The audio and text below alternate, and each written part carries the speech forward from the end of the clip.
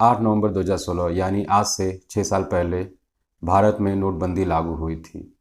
आज ही के दिन प्रधानमंत्री नरेंद्र मोदी ने राष्ट्रीय टेलीविज़न पर आके इस बात को कहा था कि रात 12 बजे से 500 और 1000 रुपये के नोट की लीगल टेंडेंसी ख़त्म हो जाएगी, यानी कि 500 और 1000 रुपये के नोट अब वैलिड नहीं रहेंगे।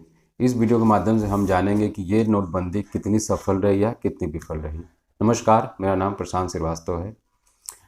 माना जाता है कि इन नोटबंदी को लेकर सरकार के 3 लक्ष्य थे। पहला कि जितनी भी ब्लैक मनी मार्केट में है उसको सरकार के पास वापस लाना। दूसरा, जितनी फेक करेंसी जो है हमारे देश में सर्कुलेट हो रही है, चाहे वो पाकिस्तान से आई हो या कि अन्य किसी देश से आई हो, उसको ख़त्म करना। और तीसरा लक्ष्य था कि डिजिटल पेमेंट को बढ़ावा देना, जैसे यूपीआई या इंटरनेट बैंकिंग आदि को। कई अर्थशास्त्री इस बात को मानते हैं कि यह नोटबंदी पूरी तरह विफल रही और कई अर्थशास्त्रियों के लिए यह डिसीजन बहुत ही चौंकाने वाला भी था। कारण क्या था कि उनका मानना यह है कि मार्केट में केवल 5% ब्लैक मनी ही नोट के रूप में मौजूद है। बाकी ब्लैक मनी जो है या फिर चल या अचल संपत्ति में उपलब्ध है, जैसे कि या ज़मीन के रूप में है या सोने के रूप में है आदि में है, तो उसको रिकवर कर पाना मुश्किल है। रघुराम राजन ने अपने एक स्टेटमेंट में ये भी कहा था कि नोटबंदी जो है एक शॉर्ट टर्म बेनिफिट दे सकता है, यानी कुछ समय के लिए नोटबंदी कारगर है, लेकिन लॉन्ग टर्म बेनिफिट नहीं दे सकता। और यही हुआ भी।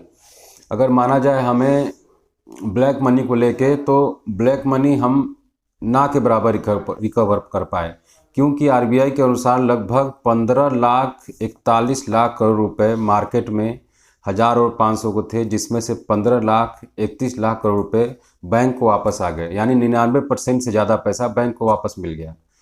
तो ब्लैक मनी रिकवर नहीं हो पाई। लेकिन कितनी ब्लैक मनी रिकवर हुई इसको जान पाना तो मुश्किल है, लेकिन हमारे पूर्व फाइनेंस मिनिस्टर पीयूष गोयल के अनुसार लगभग अभी तक सरकार ने 1.3 करोड़ रुपयों की ब्लैक मनी को अभी तक जब्त किया है और ये कार्रवाई आगे भी चलती रह रही है। अगर हम बात करें दूसरे लक्ष्य की या फेक करेंसीज की, तो फेक करेंसीज जो हमारे देश में डिमोनेटाइजेशन के बाद बहुत कम वक्त के लिए ही कारगर रहा। इसके बाद फिर हमारे मार्केट में फेक करेंसीज आने लगी जैसे ही हमने नए नोटों को जारी किया।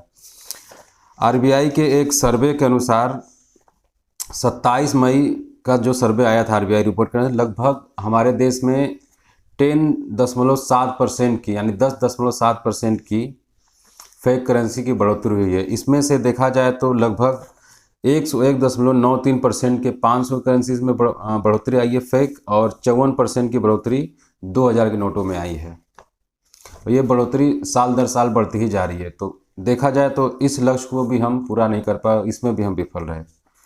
अगर हम बात करें डिजिटल पेमेंट मेथड्स की, तो इसके लिए सबसे पहला कारण बढ़ोतरी का सबसे ज़्यादा देखा गया कोरोना टाइम में, क्योंकि कोरोना टाइम में लोग नोट का यूज कम कर रहे थे और इसमें हमने कई मुकाम भी हासिल किए हैं, जैसे कि यूपीआई हो या नेट बैंकिंग में। अभी तक देखा जाए तो 71 बिलियन ट्रांजैक्शन 2022 में हुए हैं ऑनलाइन। तो ये एक हमने लैंडमार्क को ही हासिल किया है और कहा जा सकता है कि नोटबंदी के बाद डिजिटल पेमेंट्स में बढ़ोतरी हुई है। और एक आरबीआई की एक रिपोर्ट के अनुसार लगभग 2016 में लगभग मार्केट में 17.7 लाख करोड़ रुपए थे, और अब जो है मार्केट में 2022 में 30.88 लाख करोड़ रुपए हैं। तो ये भी माना जा सकता है कि देश में जो है करेंसीज का जो रेगुलेशन भी ज़्यादा बढ़ाया है आरबीआई ने। तो दोनों ही चीज़ें हैं, यूपीआई ट्रांजैक्शन या डिजिटल ट्रांजैक्शन भी बढ़े हैं और साथ ही सर्कुलेशन ऑफ मनी बढ़ा है, क्योंकि अभी भी एक तबका ऐसा है हमारे देश में जो नोट को ही यूज करना चाहता है, डिजिटल मेथड या फिर इलेक्ट्रिसिटी के चलते नहीं यूज कर पा रहा है या नहीं करना चाहते हैं। तो देखा जाए तो ये नोटबंदी पूरी तरह विफल रही है, कुछ मायनों में रही है। और अभी भी सरकार का मानना यह है कि हम जगह जगह रेड करके जो है ब्लैक मनीज को जब्त कर रहे हैं, फेक करेंसी पे कार्रवाई कर रहे हैं, लेकिन ये तो हमेशा चलता रहा, लेकिन डिमोनेटाइजेशन का पूर्णतः प्रभाव देश में नहीं पड़ा।